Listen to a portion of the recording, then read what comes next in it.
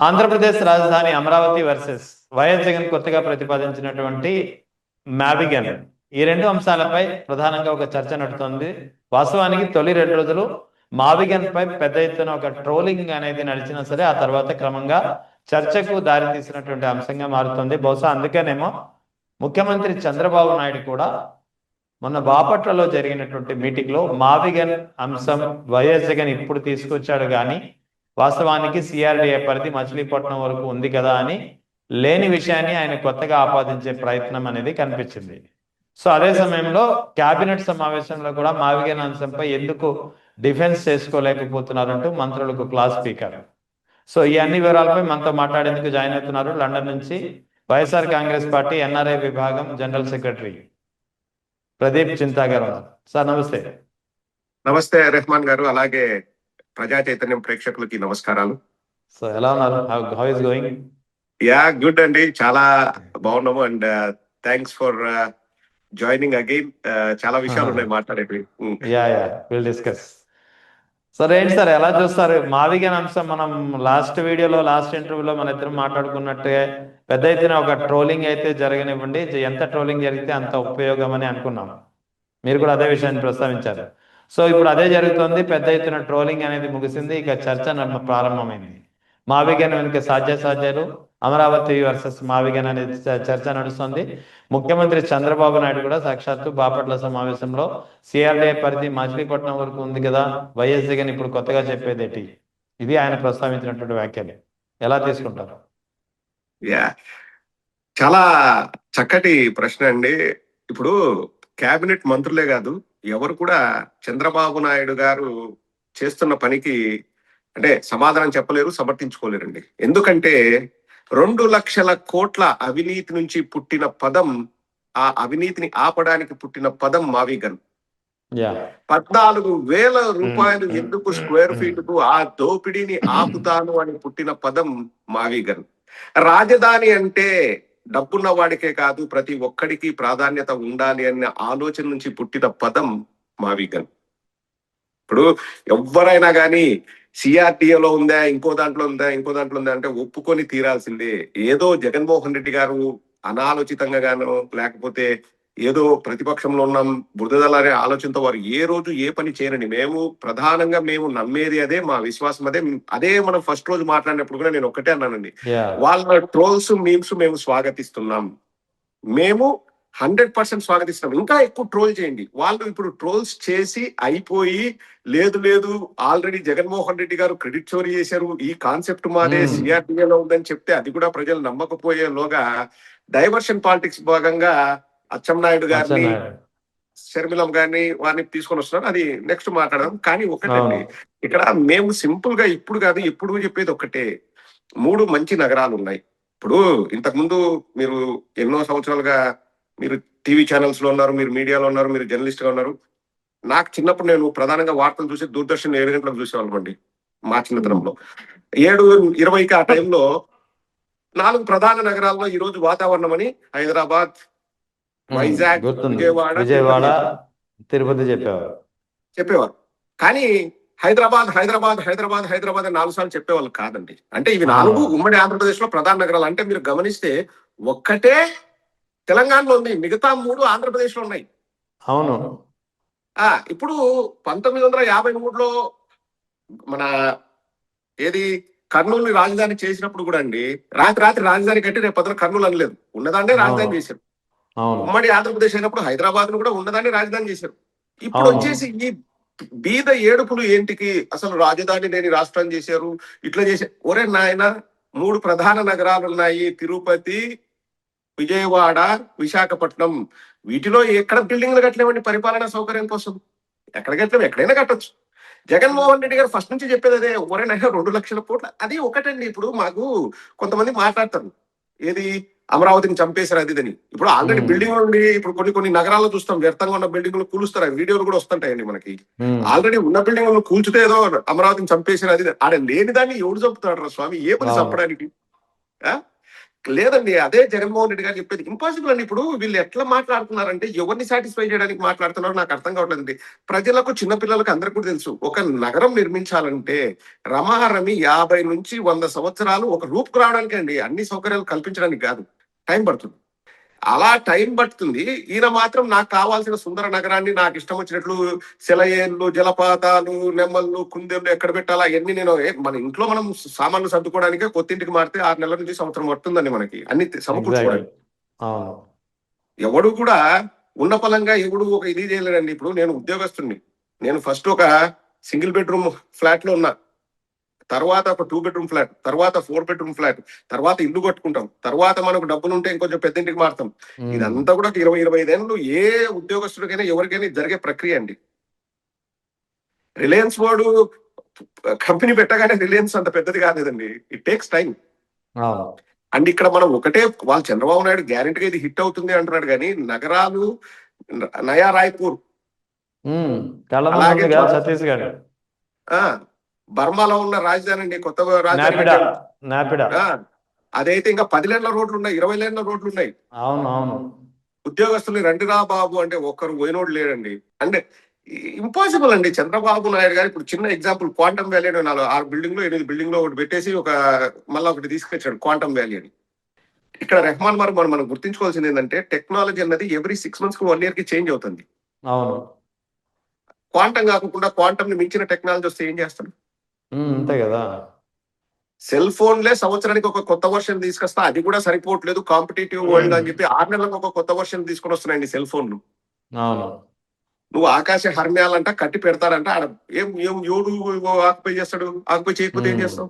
చంద్రబాబు నాయుడు ప్రతి ఒక్కటి చేసేది రియల్ ఎస్టేట్ దందాలో భాగంగా చేసేదే అండి. 20 ఏళ్ళు ఎక్కువ బతుకుతారు, అవి చేస్తున్నాం, ఇవి చేస్తున్నాం. 20 ఏళ్ళు ఎక్కువ బతుకుతారు, 30 ఏళ్ళు ఎక్కువ బతుకుతారని ఆయన హైదరాబాద్ లో బతుకుతున్నాడు. అదే కదా. ఇక్కడ వాళ్ళు అంటే ఒకసారి అది వర్కౌట్ అయిందండి. I agree with that. ఏది హైదరాబాద్ లో అప్పుడు భూమి ఉండింది. అప్పుడు ఎవరు కూడా ప్రజలు రియల్ ఎస్టేట్ పైన అంతగా మమకారము, అసలు రియల్ ఎస్టేట్ అనేది వృత్తే కాదండి అర్లీ 2000s వరకు. కాబట్టి అప్పుడు ఏమైంది, ఈ హైటెక్ సిటీ అవి ఇవి కట్టడం వల్ల అప్పుడు భౌగోళికంగా హైదరాబాద్ కున్న అదృష్టము, మల్టీనేషనల్ కంపెనీస్ రావడానికి, అక్కడ కాస్మోపాలిటన్ సిటీ ఎప్పటి నుంచో.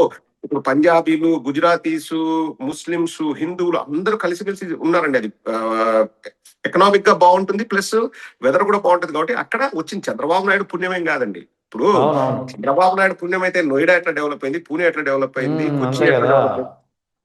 సో అట్లా రావడం వల్ల వాళ్ళకి అది ఆ రోజు వర్కౌట్ అయింది. ఏది ఆ రియల్ ఎస్టేట్ పెరగడము, జై బేరీ వాడు కోట్లు సంపాదించుకోవడం. చంద్రబాబు నాయుడే అన్నాడు స్వయంగా ఎలక్షన్ క్యాంపెయిన్ లో, నేను ₹1,00,000 ఎకరా కొని కడాన, అది చిత్తూరు భాష కడాన 30 కోట్లకు అమ్మినాని చంద్రబాబు నాయుడు అన్నాడు. అది అన్నిసార్లు వర్కౌట్ అవ్వదండి.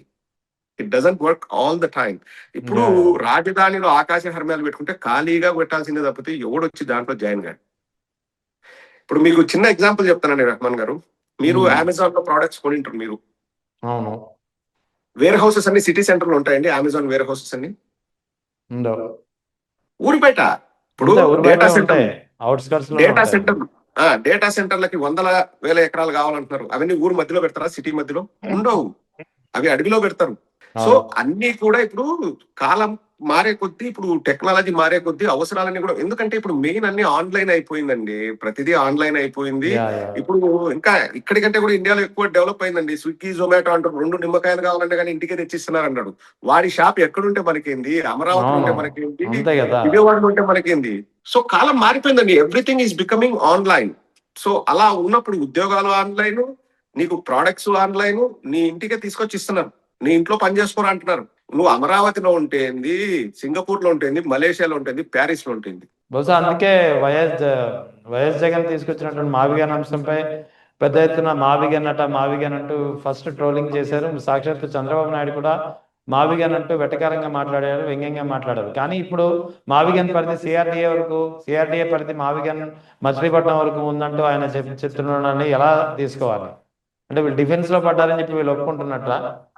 100కు 200% రెహమాన్ గారు. ఇప్పుడు మనమేమనలేదు, వాళ్ళే చెప్తున్నారు. చంద్రబాబు నాయుడు గారు చెప్పారు. అలాగే ఏబిఎన్ లో ఉండే దిగ్గజ విశ్లేషకుడు వెంకటకృష్ణ ఏం చెప్పాడు, క్రెడిట్ చోరీ అన్నాడు. ఒక అడుగు ముందుకేసి జగన్మోహన్ రెడ్డి గారు ఆలోచనను కాపీ కొట్టారన్నారు. మరి మీరు ఎందుకు ట్రోల్స్ చేశారు, ఎందుకు మీమ్స్ చేశారు? అంతే కదా. టీవీ5 లో ఉండే మరో దిగ్గజ విశ్లేషకుడు సాంబశివరావు గారు, గౌరవనీయ సాంబశివరావు గారు, 4 లక్షల కోట్లు కావాలని మనం కేంద్రం దగ్గరికి వెళ్దాం, అఖిలపక్ష మీటింగ్ పెట్టుకుని అందరూ పోతే కేంద్రం ఇస్తుంది కదా డబ్బులు అని మాట్లాడిన సాంబశివరావు గారు, ఏది 4 లక్షల కోట్లు కావాలని చంద్రబాబు అడిగితే మీరు నవ్వారని మాట్లాడిన సాంబశివరావు గారు ఈ రోజు అన్నారు 2 లక్షల కోట్లు అవుతుందని. ఎవరు చెప్పారు మీకు? అదంతా అబద్ధం. సో వాళ్ళు ఇంకోటండి, ఇక్కడ చాలా చాలా ఇంపార్టెంట్, దీన్ని కూడా మీరు thumbnail పెట్టేసి మీరు వేయండి, ఎందుకంటే ఇది రాజకోట రహస్యం. ఇంత జరుగుతుంది, ఫస్ట్ మీమ్స్ ట్రోల్స్ జరిగాయి, అవునా కదా? తరువాత మా కాన్సెప్ట్ కాపీ కొట్టారు అంటున్నారు, ఓకే అది ఫైన్. ఇన్ని మాట్లాడుతున్నారు కానీ ఎందుకు స్క్వేర్ ఫీట్ కి 14,000 రూపాయలు అంటే ఒక్కడు కూడా ఎక్కడే గాని మాట్లాడే ధైర్యం చేయట్లేదండి. చెప్పరు కూడా. వాళ్ళ చంద్రబాబు నాయుడు గారి ఇంటర్నల్ మీటింగ్ లో వాళ్ళ సోషల్ మీడియా వాళ్ళకంతా చెప్పేది ఏంటంటే, ఎంత అడిగినా కానీ దృశ్యం సినిమాలో వెంకటేష్ చెప్తాడు చూడండి, మనం ఎంత కొట్టినా మనం చెప్పదు. సేమ్ అదే కాన్సెప్ట్, తెలియదు, గుర్తులేదు, మర్చిపోయా. ఇదే కాన్సెప్ట్ అండి. వాళ్ళు 14,000 రూపాయలు స్క్వేర్ ఫీట్ కి ఎందుకురా అంటే వాళ్ళు చెప్పరు. 2 లక్షల కోట్లు ఎందుకురా అంటే చెప్పరు. ఆకాశ హర్మ్యాలు ఎందుకురా అంటే చెప్పరు. 40 అంతస్తుల జిఏడి బిల్డింగ్ ఎందుకురా అంటే చెప్పరు. ఎందుకు చెప్పరు అంటే నిజాలు తెలుస్తాయి, గుత్తేదారులకు ఇచ్చే కమిషన్లు ఆగిపోతాయి. గుత్తేదారులకు జగన్మోహన్ రెడ్డి గారు క్లియర్ గా చెప్పిందండి. అసలు ఆశ్చర్యం వేస్తుంది. ఒక 1000 కోట్ల ప్రాజెక్ట్ కడుతున్నామంటే 100 కోట్లు 10% మొబిలైజేషన్ అడ్వాన్స్ ఇస్తున్నారు. 100 కోట్లు మొబిలైజేషన్ అడ్వాన్స్ ఇస్తే ఏంటి, రెహమాన్ గారు కాంట్రాక్ట్ తీసుకున్నారు, 1000 కోట్ల కాంట్రాక్ట్. రెహమాన్ గారికి ముందే ఇస్తున్నారు, 100 కోట్లు పెట్టుకో రెహమాన్ అండి. ఆ 100 కోట్లలో 80 కోట్లు చంద్రబాబుకి, నారా లోకేష్ కి వెళ్తుంది. సో ఓవరాల్ గా ఈ మావిగాన్ అంశం ఎప్పుడైతే కూటమి ప్రభుత్వాన్ని ఒక డిఫెన్స్ లో పడేస్తుందని చెప్పి భావించారో అప్పటి నుంచి కాస్త అంతర్మదనం అయితే ప్రారంభమైంది. క్యాబినెట్ మీటింగ్ లో కూడా మంత్రులకి క్లాస్ పీకినట్టు సమాచారం తెలుస్తోంది. మావిగాన్ ని ఎందుకు డిఫెన్స్ చేసుకోలేకపోయారని. యాడింగ్ టు దట్ అండి, గత సెప్టెంబర్ లోనో అక్టోబర్ లోనో మెడికల్ కాలేజ్ ప్రైవేట్ పరం చేస్తా ఉన్నారు. మా పార్టీ మేము అడ్డుకున్నాం. ఇప్పటి వరకు ఒక్కడు రాలేదు. సో ఇప్పుడు కూడా అప్పుడు కూడా ట్రోల్ చేశారు మమ్మల్ని, మీరు పిచ్చోళ్ళు, మీకేం తెలీదు అని మీమ్స్ ట్రోల్స్ చేశారు. కానీ ఒక్కడు రాలేదు. ఇప్పుడు ల్యాండ్ రిజిస్ట్రేషన్ చేసుకుంటామని అడ్వాన్స్ ఇచ్చిన వాళ్ళు కూడా అమరావతి నుంచి వెళ్ళిపోతున్నారంటండి. నాకు అన్అఫిషియల్ గా వచ్చిన ఇన్ఫర్మేషన్. అడ్వాన్సులు ఇచ్చిన వాళ్ళు కూడా వద్దు బాబు, మాకు ఇక్కడ అన్సర్టైనిటీ ఉంది, ఇది ఎప్పుడు జరుగుతుందో తెలియదు అని వెళ్ళిపోతున్నారు. మచిలీపట్నంలో రేట్లు పెరుగుతున్నాయంటండి, భూముల రేట్లు పెరుగుతున్నాయంట. సో మచిలీపట్నం నుంచి గుంటూరు మధ్యలో ఉన్నటువంటి కంకిపాడు గాని, ఉయ్యూరు గాని, పోరంగి గాని, దుగ్గిరాల, ఈ గ్రామాల పరిధిలో ఒక రియల్ భూమి అనేది మూమెంట్ మొన్నటి వరకు నిశ్చలంగా ఉంది. ఇప్పుడు మూమెంట్ కనిపిస్తుంది. క్రమంగా భూముల రేట్లు కూడా ఎంక్వైరీలు గట్టిగా జరుగుతున్నాయట. ఇక చిన్న ఎగ్జాంపుల్ అండి, 33,000 ఎకరాల్లో 10,000 ఎకరాలు వాళ్ళు చెప్పింది, ఎవరు, సీఎం రమేష్ చెప్పింది, 10,000 ఎకరాల్లో ఏదో రాజధాని బిల్డింగులు డెవలప్మెంట్ అది చేస్తారు. 10,000 ఎకరాలు అక్కడ ల్యాండ్ ఇచ్చిన వాళ్ళకి ప్లాట్లు ఇస్తారు. ఇంకా మన దగ్గర 10,000 ఎకరాలు ఎంత ఉంది, ఎకరం 50 కోట్లు పోతుంది, ఎన్ని లక్షల కోట్లు మన దగ్గర ఉన్నట్టండి అంటున్నాడు. ఇప్పుడు నేను సింపుల్ ప్రశ్న సీఎం రమేష్ గారిని అడుగుతున్నా, ప్రజాప్రతినిధి కదా అతను, డబ్బున్నోళ్ళ ప్రతినిధి కాదు, ప్రజాప్రతినిధి కదా. ఎంతమంది పేద బడుగు బలహీన వర్గాల వాళ్ళు, కర్షకులు, కార్మికులు, రైతులు, శ్రామికులు, చదువుకున్న వాళ్ళు, ఈవెన్ ఉద్యోగం చేసే వాళ్ళు, మధ్యతరగతి వాళ్ళు ఎంతమంది ఎకరం 50 కోట్లతో కొనగలరు? సీఎం రమేష్ సమానంగా చెప్పగలరా? కొనలేరు. అది కాన్సార్ అవుతుంది, డబ్బున్న వాళ్ళ రాజధాని అవుతుంది, వాళ్ళకు మాత్రమే ప్రవేశం ఉంటుంది. ఇంకా 5 కోట్ల ఆంధ్రులు ఏమని కలలు కలాలండి? ప్రజా రాజధాని అంటారు, ఎక్కడ ఎకరా 50 కోట్లతో ఎవడు, అంటే సెంటు 50 లక్షలండి, ఎవడు కొనగలడండి? నేను ఇక్కడ ఎకనామిక్ మనము మాట్లాడుకోవాలి రహమాన్ గారు, ఎకనామిక్ ఇన్బ్యాలెన్స్. ఇప్పుడు ఒక ప్రాంతం ఉన్నట్టుండి పైకి రేట్లు పెరిగిపోతే, ఇక్కడ మధ్యతరగతి వాడు, పేదవాడు, సే ఫర్ ఎగ్జాంపుల్ ఒక ఉద్యోగస్తుడు జీవితాంతం కష్టపడి 25 లక్షలు నేను సేవ్ చేసుకుంటాను, ఇక్కడ ఈ అమరావతిలోనో ఇక్కడ కొట్టుకుందాం అనుకుంటారండి. అది సడన్ గా 50 కోట్లు అయితే వీడు ఎన్ని జన్మలు ఎత్తి ఎన్ని 25 లక్షలు సేవ్ చేసుకుంటే వాడు అమరావతికి వెళ్ళి సెంటు కొనగలడండి? మళ్ళీ జన్మ ఎత్తాడు మళ్ళీ, ఎందుకంటే ఈ జన్మలో వాడి కెపాసిటీ 25 లక్షలు సేవ్ ఉంది. Economic imbalance. బాగుపడేది ఒక జేబేరి వాడు బాగుపడతాడు, ఒక మురళీమోహన్ బాగుపడతాడు, ఒక రాఘవేంద్రరావు బాగుపడతాడు, ఒక అశ్విని దత్తు బాగుపడతాడు, ఒక సుజనాథ్ చౌదరి బాగుపడతాడు, లేకపోతే ఒక పయ్యావుల కేశవ్ బాగుపడతాడు. వాళ్ళు ల్యాండ్ కొన్నారు ఆల్రెడీ. పేదవాడికి ఎక్కడుందండి, ప్రవేశమే లేదా? అసలు ఇప్పుడు జగన్మోహన్ రెడ్డి గారు ఇంకొక అద్భుతమైన ఆలోచన ఏంటంటే, గుంటూరులో పేదవాళ్ళు ఉన్నారు, వాళ్ళు డబ్బున్న వాళ్ళు అవుతారు. విజయవాడలో పేదవాళ్ళు ఉన్నారు, వాళ్ళకు ఇంపార్టెన్స్ ఉంటుంది. మచిలీపట్నంలో పేదవాళ్ళు ఉన్నారు, వాళ్ళ జీవితాలు బాగుపడతాయి. అండ్ ఆల్సో మీరు గమనిస్తే అండి, ఒక రాజధాని అంటే రెహమాన్ గారు రైతులకు ప్లాట్లు ఇస్తామంటున్నారు. అందరు రైతులే అవును. రాజధాని ప్రాంతంలో. వాళ్ళకు మిగతా వృత్తుల పైన వాళ్ళకి అవగాహన లేదు. ఉమ్. మిగతా వృత్తుల వాళ్ళు వచ్చి రాజధానిలో వాళ్ళు నివాసం ఏర్పరచుకుంటేనే కదండి. ఇప్పుడు నా కార్ ట్రబుల్ వచ్చింది, ఒక రైతు వచ్చి రిపేర్ చేయలేడు. కార్ ట్రబుల్ వస్తే, నాకు ఏదో ఆరోగ్య సమస్య వచ్చింది, ఒక రైతు వచ్చేసి నాకు ఆపరేషన్ చేయలేడు. మిగతా వాళ్ళకు ప్రవేశమే లేదు అనేటట్లు వీళ్ళు చేస్తే ఇంకా అక్కడ రాజధాని ఎట్లా ఏర్పడుతుందని. ఇప్పుడు అవును. కమ్యూనిటీ అంటే ఏంది, అన్ని వృత్తుల వారు చేరితేనే అది కమ్యూనిటీ. అవును. ఇక ఒక ఈ నాయి అచ్చెన్నాయుడు వ్యాఖ్యలను ఎలా తీసుకోవాలి? అచ్చెన్నాయుడు కొత్తగా బొత్స సత్యనారాయణ ఇరుకున పెట్టేందుకు వైఎస్ మరణాన్ని మరోసారి తెరపైకి తీసుకొచ్చి కొన్ని వ్యాఖ్యలు చేశారు. అవి కాస్త దుమారం రేగుతున్న పరిస్థితి. ఒక్కటండి, నేను దాని గురించి కూడా మాట్లాడాను.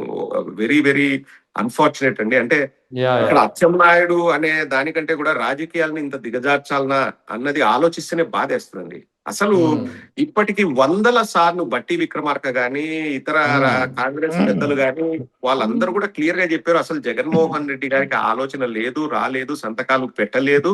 మేమంతా కూడబలుకోనని కొండా సురేఖ గారు, లేకపోతే బట్టి విక్రమార్క గారు, దివాకర్ రెడ్డి గారు అందరూ చెప్పారండి. యా మళ్ళీ అంటే ఇప్పుడు ఇప్పుడు ఆ సందర్భం ఎందుకు వచ్చిందో నాకు అర్థం కావట్లేదండి. ఇప్పుడు జగన్మోహన్ రెడ్డి గారి తండ్రి గారి మరణం గురించి జగన్మోహన్ రెడ్డి గారే చేయించారని మాట్లాడడము ఇంకా ఎంత దివాలా కోరుతనం అంటే, రెహమాన్ గారు నాకు ఆ రోజు నిజంగా బాధేసిందండి. అంటే రాజకీయాలు ఇంత భ్రష్టు పట్టాలనా? వ్యక్తిత్వ హననాలు చేసేది వాళ్ళ వృత్తి అండి. క్యారెక్టర్ అసాసినేషన్ ఫస్ట్ చేస్తారు తెలుగుదేశం వాళ్ళు. అవును. మనుషుల్ని గతంలో లాగుతారు. ఎన్టీఆర్ ని పదవీచ్యుతిని చేసినప్పుడు ఇదే ఈనాడు పత్రికలో శ్రీధర్ కార్టూన్ల రూపంలో ఎన్టీఆర్ విధానాలని, ఎన్టీఆర్ యొక్క వైఖరిని, ఎన్టీఆర్ యొక్క వ్యక్తిత్వాన్ని హననం చేస్తూ రకరకాల కార్టూన్లు దర్శనమిచ్చాయి. అప్పట్లో వరుసగా అదే సీరియల్ నడిచింది. పారు సారు అని చెప్పేసి యా లక్ష్మీపార్వతి పట్టుకుని ఏడుస్తున్నాడని, ఏదో చెట్టు ఈత చెట్టు ఎక్కుతున్నాడు, చిన్న గోచి పెట్టుకుని ఎక్కుతున్నాడు రామారావు, పెద్ద పొట్టేసుకొని అన్నట్లు కార్టూన్లు వేసారు. ఘోరంగా వేసారండి. వాళ్ళకు ఒకటండి, ఇప్పుడు జగన్మోహన్ రెడ్డి గారు ఏ రోజైనా అవతల వాళ్ళని అరే ఒరే అంటాం మీరు చూసారా?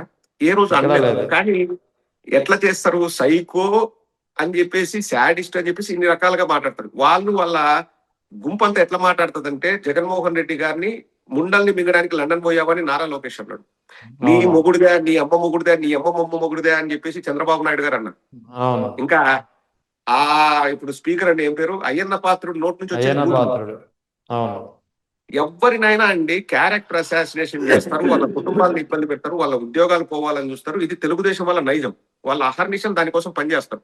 అందులో భాగంగా ఇప్పుడు మావిగన్ వల్ల మా నిజస్వరూపం బయటపడుతుంది, మేము చేస్తున్న అవినీతి బయటపడుతుంది, ఎన్ని లక్షల కోట్లు మేము తింటున్నామని చెప్పేసి ప్రజలు అడుగుతున్నారని అచ్చెన్నాయుడు గారిని ప్రవేశపెట్టారండి. సో ఇక తాజాగా వైఎస్ షర్మిల చేసిన వ్యాఖ్యలు మావిగన్ అంశంపై కాస్త వ్యంగ్యాస్త్రాలే సంధించింది ఆమె. ఇంకా ఇదే ఆలోచన వైఎస్ జగన్ కి అప్పుడు ఎందుకు రాలేదు, ఈ 3 క్యాపిటల్స్ ఇష్యూ ఆయన ప్రస్తావించినప్పుడు అప్పుడెందుకు రాలేదంటూ మరోసారి వైఎస్ జగన్ టార్గెట్ చేసే వ్యాఖ్యలు చేసింది ఆమె. మేము ఆమె వ్యాఖ్యలు పెద్దగా సీరియస్ గా తీసుకోవట్లేదండి. ఎందుకంటే రాష్ట్ర ప్రజలు కూడా ఎవరు ఆమెను రాజకీయ నాయకురాలు కూడా చూడట్లేదు. అన్న మీద కోపంతో ఏడవడానికి బయటకు వస్తుంది అనుకుంటున్నారు తప్పితే ఆమె రాజకీయ నాయకురాలను కూడా ఎవరు అనట్లేదండి. ఇప్పుడు మేము అంటాం, డైరెక్ట్ గా ఇక్కడే పిసిసి ప్రెసిడెంట్ కాకుండా అక్కడ పోయి వైఎస్ఆర్ టీపీ అని పార్టీ పెట్టి ప్రపంచ చరిత్రలో ఒక ప్రపంచ రికార్డు సృష్టించి నువ్వు ఇక్కడికి ఎందుకు వచ్చావు? రికార్డు తెలుసా అండి మీకు? ప్రపంచ రికార్డు తెలుసా? ఒక పొలిటికల్ పార్టీ పెట్టి ఒక్క చిన్న ఎలక్షన్ లో కూడా పోటీ చేయకుండా పొలిటికల్ పార్టీ చాప చుట్టేసిన ఏకైక వ్యక్తి మా రాజశేఖర రెడ్డి గారి పరువు తీయడానికి మా షర్మిలమ్మ ముందుకు వచ్చి పార్టీ పెట్టింది. మరి ఆ పార్టీ పెట్టుకోకుండా డైరెక్ట్ పిసిసి ప్రెసిడెంట్ ఎందుకు కాలేదమ్మా నువ్వు? ఎవడొద్దన్నాడు నీకు? ఈ మట్టిలోనే కలిసిపోతా, ఈ మట్టిలోనే పుట్టాను, ఇక్కడే పెరిగాను, ఇక్కడే కలిసిపోతాను, ఇక్కడే పిల్లల్ని గంట అని చెప్పేసి ఎక్కడ ఖమ్మం జిల్లాకు పోయి ఒక కాన్స్టిట్యూషన్స్ లో చెప్పారు. ఇంకా నువ్వు చెప్పిన మాటలన్నీ బాగున్నాయి తల్లి. ఇప్పటికైనా చూడండి, ఆమె ఏమంటుంది షర్మిల గారు, మిగతావన్నీ మనం మాట్లాడాల్సిన అవసరం లేదు, ఆమె మాటలకి ప్రాధాన్యత ఇవ్వాల్సిన అవసరం లేదు. మా అన్న లెక్కిస్తే మా అన్న మంచోడు, డబ్బులు ఇవ్వకపోతే మా అన్న చెడ్డోడు, నాకు ఇప్పుడు పోయిన డబ్బులు ఇస్తే మా అన్న మంచోడు. ఇంకా అటువంటి మనస్తత్వం ఉన్న వాళ్ళ గురించి మనం మళ్ళా రాజకీయ సమస్యల గురించి వాళ్ళు మాట్లాడితే మనం స్పందించడము మన టైం వేస్ట్ అండి. షర్మిల గారు చంద్రబాబు నాయుడు గారి కనుసన్నల్లో, వారి మార్గదర్శకత్వంలో వీళ్ళు పనిచేస్తున్నారు. ఇంకా అంతకంటే ఇంకా షర్మిల గారి దగ్గర నుంచి ఏం ఊహించవచ్చు? ఇప్పుడు ఒకటండి, సింపుల్ అండి, మేము అధికారంలో ఉన్నామా? నువ్వు ప్రశ్నించాల్సింది ఎవరిని? అధికారంలో ఉన్న వాళ్ళని. ఇంకా ఆమె మాటలకు మేము పెద్ద సీరియస్ గా తీసుకోమండి. ఇన్ని రోజులు సీరియస్ గా చెప్పాలని చూసాము. ఎందుకంటే మా రాజన్న బిడ్డ కాబట్టి. మేము ఇప్పుడు అవును. రాజశేఖర రెడ్డి గారి బిడ్డగానే చూస్తాం గానీ రాజకీయాలకు ఆమెకు మాకు సంబంధం లేదు. ఆమె మాటలకు మేము అసలు ఇంపార్టెన్స్ ఇవ్వమండి. ఎందుకంటే ఆంధ్ర రాష్ట్ర ప్రజలందరికీ కూడా తెలుసు. వాళ్ళన్న డబ్బులు ఇచ్చినంటే ఆమె రాజకీయ పార్టీ పెట్టేది కాదు, రాజకీయాల్లోకి వచ్చేది కాదు. అంటే ఏది ఆమె అడిగినంత డబ్బు వాళ్ళన్న ఇవ్వాల్సినంత ఇచ్చాడు. ఆమె అడిగినంత ఇవ్వాలంట. గొంతమ్మ కోరికలు కోరుతుంది. ఇప్పుడు నేను ఒకటే అడుగుతా, షర్మిలమ్మను ఈ సందర్భంగా ఒకటే అడుగుతా. బ్రదర్ బాబు ఉన్నాడు కదండి, బ్రదర్ బాబు సంపాదించిందంటే జగన్మోహన్ రెడ్డి గారికి ఇస్తారా? అంతే కదా, అదే అడగాలి ఇప్పుడు. బ్రదర్ బావ సంపాదించాడు. వైజాగ్ లో అక్కడ సంపాదించంటే ఇప్పుడు అక్కడ వాళ్ళ కాంగ్రెస్ ప్రభుత్వం కదండి బాగా డబ్బులు సంపాదిస్తున్నాడు అని చెప్పేసి నేను కూడా విన్నా. కాంగ్రెస్ కదా. ఇప్పుడు మరి బ్రదర్ బావ సంపాదించడంలో జగన్మోహన్ రెడ్డి గారికి పోనీ ఇంతకుముందు ఏమైనా సంపాదించిన దాంట్లో పార్టీకి ఏమైనా ఫండింగ్ ఇచ్చినాడా? జగన్మోహన్ రెడ్డి గారు చేయాల్సిందంతా చేసి నువ్వు 20 ఏళ్ల తర్వాత వివాహం చేసుకుని 20 ఏళ్ల తర్వాత ఆమె అనిందని మేమన్నాం కాదు. ఆడపిల్ల అని ఎందుకంటారు? ఆడపిల్ల ఈడపిల్ల కాదు, నేను ఇక్కడికి వచ్చినాను ఇదే నా ఊరు, ఇదే ఆమె ఒకట్లేండి. ఆమె మాటలకి నేనే కాదు ఏ వైఎస్ఆర్ కాంగ్రెస్ పార్టీ వాళ్ళు కూడా రెస్పాండ్ అవ్వాల్సిన అవసరం లేదు. ఆమె ఎంత మాట్లాడితే మాకంత మంచి తప్ప చెడేం లేదండి. ఇంకా జగన్మోహన్ రెడ్డి గారు 236 కోట్లు ఇచ్చారు, ఆస్తులన్నీ ఇచ్చారు అనేది కూడా ప్రజలందరికీ తెలిసిపోయింది ఆమె మాట్లాడడం వల్లనే. ఎగ్జాక్ట్లీ. అదే అండి. Right sir, thank you very much. Thank you అండి. Thank you.